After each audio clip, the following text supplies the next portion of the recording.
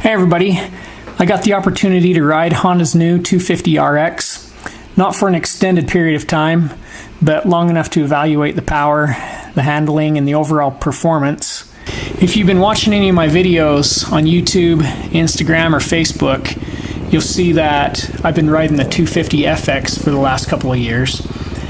The purpose of this video is to give you my thoughts on the new 250RX based on my experience riding the 250FX. I was actually surprised how quickly I felt comfortable on the bike. As soon as I got on it, it just felt good. I didn't feel like I needed to adjust the bars. The RX has a very balanced feel to me.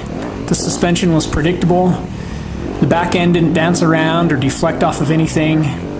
The front end wasn't twitchy, or at least at the speeds I was going. And overall, the RX had a real planted feel. On the tight trails, it turned excellent, just like I felt it should. I'm used to the FX motor where it builds power in the low RPM. I tend to run a gear high because the motor's so forgiving. The RX builds power quite a bit higher in the RPM, therefore it isn't quite as forgiving if you're running a gear too high. It's not necessarily a bad thing. I just had to ride the RX a little bit different. The suspension felt good to me, even while it was breaking in. I suspect once the fluids are changed, after the break-in period, it'll probably get even better. I felt like the suspension held me up in the stroke. It felt good over the sharp edge rocks.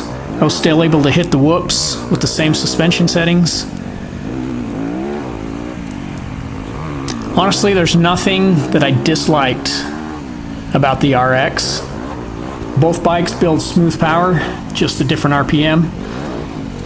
If I were in the market for a bike and I was looking at either the 250RX or the 250FX, I'd probably base my decision off the feel of the motor. If you're like me and you tend to run a gear high, then maybe consider the Yamaha FX, just because of the torque it builds at lower RPM. If you like to ride in the higher RPM, maybe consider the Honda. The power comes on strong at a higher RPM than the Yamaha. I feel like I could jump on either of these bikes and love it no matter which one it was. I didn't get into the specs and the features that each one of these bikes have. I just wanted to give you my overall thoughts of the RX compared to the FX that I've been riding for the last few years. Thanks everybody for watching. If you want to see some other videos, cool stuff, cool places that we ride, check out my Instagram account, Dirt Bike Utah. Talk to you soon.